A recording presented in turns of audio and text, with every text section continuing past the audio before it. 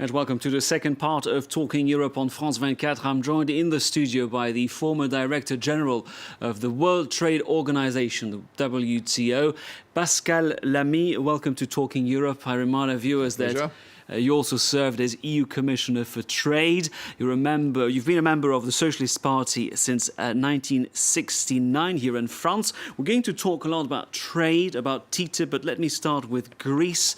The fate of Greece continues to send shockwaves around Europe. We heard very nasty comments from both sides this week. At this stage of the Greek drama, is a deal still possible before the end of the month? I think so. I'm not 100% sure it will happen because there can be accidents in this sort of a chicken run game. But the fundamentals should lead to an agreement. After all, the Greeks don't want to leave neither the euro nor Europe. And the other than the Greeks do not want Greece to leave either the euro or Europe. So the fundamentals are there.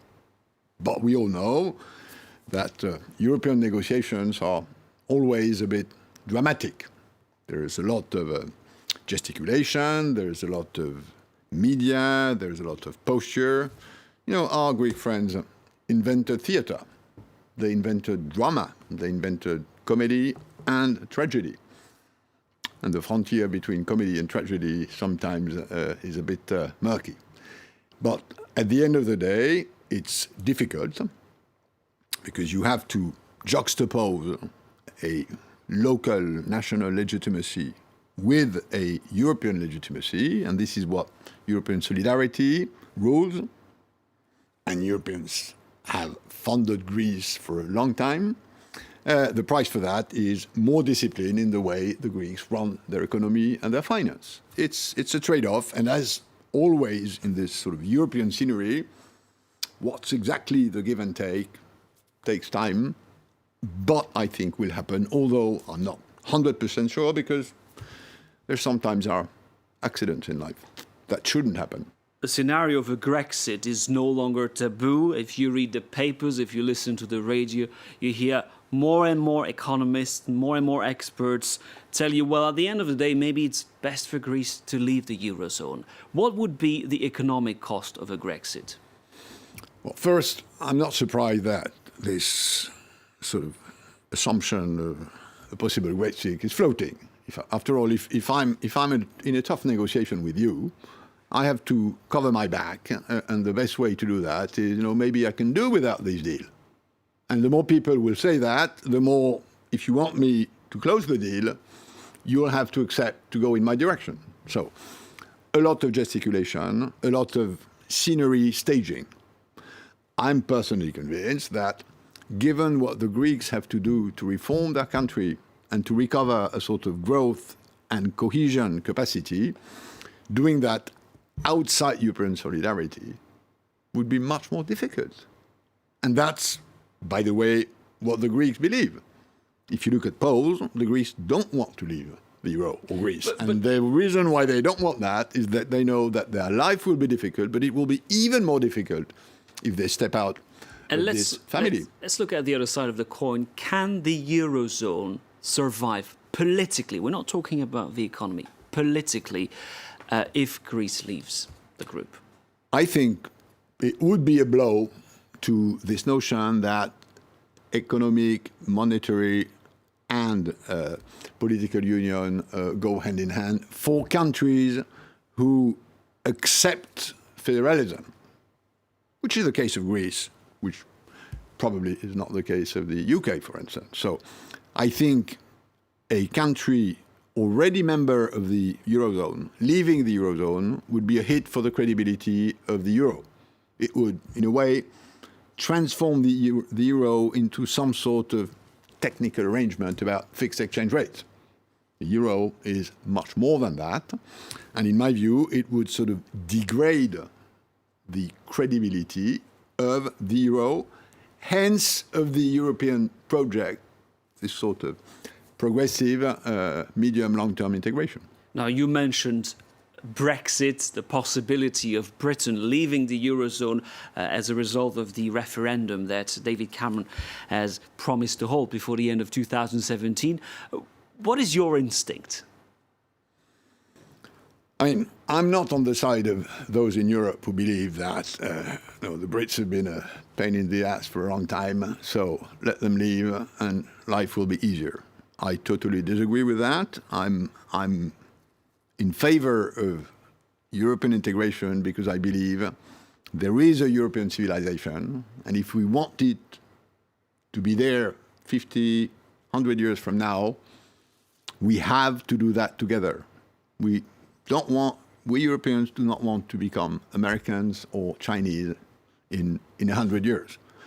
And for this reason, UK is part of European civilization. And trying to build a solid European civilization, sort of what I call a sort of civilized version of globalization without UK would be much more difficult. So I'm not saying whether it's good or bad for UK, that's for the Brits to decide. But I'm saying that it would be pretty bad for the future of Europe, which explains probably why heads of states and governments sitting around the European Council are ready to show some goodwill in order to allow David Cameron to, for instance, stand the argument that if UK is in Europe, you're in the federal train. The Brits, in my view, do not want to be in a federal train. Now, if they need guarantees that whatever the Eurozone does to integrate, which is more political union, if they don't want to be part of that, fine. But that doesn't mean leaving the Europe. And that's the fundamental question. And I think what the Brits need to do is to sort of reinvent a proper, convincing, pro-European narrative. We haven't had much of that for the last 15 years in UK. So there's a part of that. The main part of that is this, in or out. And then there's another part, which is in which conditions can some of the anti-Euro arguments that the integration of Europe will harm British interests, how can this be offset? But that's a secondary question in my view.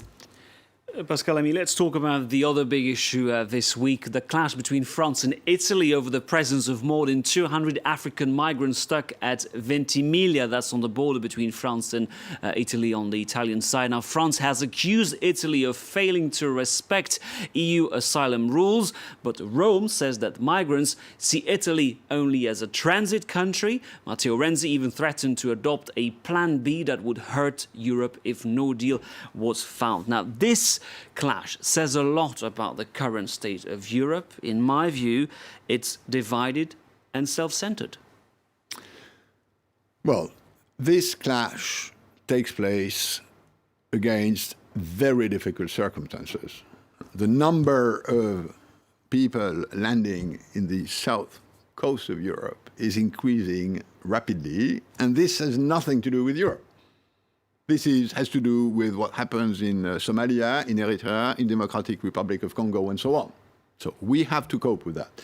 Now, there are European rules that distinguish between refugees, asylum seekers, people who fight for their life or their freedom, and they leave home because either they will be killed or jailed, and then economic migrants who are looking for a job. Now, what European rules say is that the country where they land has to make two different queues, one for asylum seekers, so that they can go and start their asylum request in another country, and then economic migrants who, if there's no job, have to be back home. The Dublin regulation. The Dublin regulation. Now, what's happening is that, given the numbers, Italy cannot cope with this administrative task, which is registering, on the one side, asylum seekers, which doesn't mean they will get asylum, but they would get a chance to file a request. Exactly. The issue is in which countries Should have France how let many- those migrants enter its territory? I think France has a duty to tell those among these asylum seekers who want to start their asylum request in France, France has a request to treat them as humans. This is a human right issue. It's not an economic issue. So, and I think what the Commission said is that given that the Italians and to some extent the Greeks are totally overwhelmed by this inflow of people, there has to be a proper repartition of how many asylum seekers you put in the And country. precisely, France's Socialist Party has opposed the scheme. Yeah, but I mean, on this, I think... Why is it? Is it because of think- political reasons? Is the government afraid of the reaction from the National It's Front? because, I mean, my fellow socialists are all in favor of human rights, and rightly so in my view. But they don't make the difference between an economic migrant, illegal migrant, and an asylum seeker. They just see African people coming to the shore. Now, that's... But surely they understand the situation. No, I don't There think must they be do. I don't think political they do. reasons If those of them with whom I discussed and who understand that the real problem is a human right problem and not an economic problem, have a different view. We are on the left. We are in favor of human rights. But when the French president... We have a tradition of having here people who've been expelled from dictatorships and who've been tortured. I mean, this on the left is an important value. It has to do with justice at the end of the day. Now, let's move to our next story. I said earlier that you served as EU Commissioner for Trade and, of course, Director General of the World Trade Organization. Well, the EU and the US, as you know, are currently working on a free trade agreement known as TTIP. It would be the biggest trade agreement in history. As a new sign, though, that the treaty is proving increasingly controversial, last week the President of the European Parliament was forced to postpone a vote on a TTIP resolution. Let's watch our report. A proposal as divisive inside the European Parliament as it is on the streets outside. Pressure from NGOs and members of the Socialists and Democrats group in Strasbourg has led to a vote on the controversial Transatlantic Trade Pact to be indefinitely postponed. Parliamentary leaders had hoped to agree on a resolution to back the European Commission talks on Wednesday. Inundated by hundreds of amendments from MEPs, those plans have been scuppered, a sign of how controversial TTIP has become. I'm scared when I see the two extremes here in the semicircle. The far right and the far left are standing together, and also the Greens are going with them. That really does worry me. The pact would encompass a third of all world trade. Among the criticisms, worries US multinationals will be able to challenge EU laws restricting commerce. Farmers are concerned Europe's superior food standards could end up hurting them. Take animal welfare. The density here is regulated, and there are quality controls in slaughterhouses. If we don't meet those standards, we're penalized, and we have to reduce the amount of chickens on the farm. But TTIP does have the backing of some business leaders who say that not signing such a deal could hurt Europe in the long run. US President Barack Obama and German Chancellor Angela Merkel called for a rapid conclusion to trade talks at the G7 summit earlier this week. Now, Pascal Lamy, as you know, anti-TTIP militants call it the biggest threat to democracy you've ever heard of. They say that it would lead to the Americanization of EU consumer standards. What is your view on this? My view is less abrasive because I hear some American anti-TTIP organizations saying that this would lead to a Europeanization of American consumer habits. On the other side, they sometimes see it this way. Now, it's a great idea, which, let's be frank, has been poorly handled so far by both sides. The negotiators haven't done a very good job in explaining what this is about. Hence, this public debate and this controversy, which I believe is welcome because it's an important thing. Most of this issue has to do with a sort of convergence of precaution level in Europe and in the US, so that if I'm a producer of a good or service, I have economies of scale I can do with a single standard transatlantic.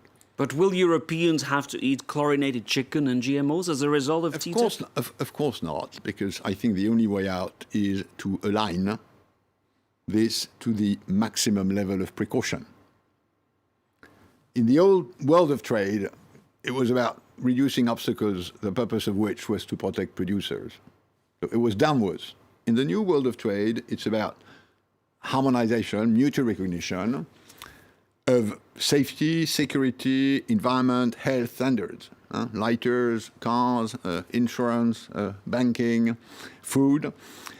In 1/3 of the cases, EU is more precaution than US. In 1/3 of the cases, US is more precaution than Europe. And in 1/3 of the cases, they have the sort of same scientific level of precaution, but they administer it. But when it comes to food, way. the perception in Europe, at least, is that we have very strict standards and we don't want these standards to be watered down. Correct, but I mean, correct, and this is right in my view, and we impose on our producers safety, health, security standards which other producers elsewhere than in Europe or the US do not impose.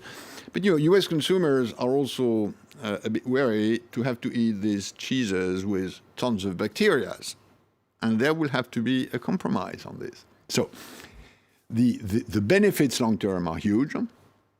There are low-hanging fruit. I think car safety or safety of lighters or toys is something that's not that difficult. GMOs and data privacy, I wouldn't put on the table now. But I think it has to be clear that this is about values. This is about dreams and nightmares. This is about precaution. Thank you very much, Pascal Lamy, for talking to us. My pleasure. Thank you for watching this edition of Talking Europe. Please stay on France 24 for more news. Goodbye.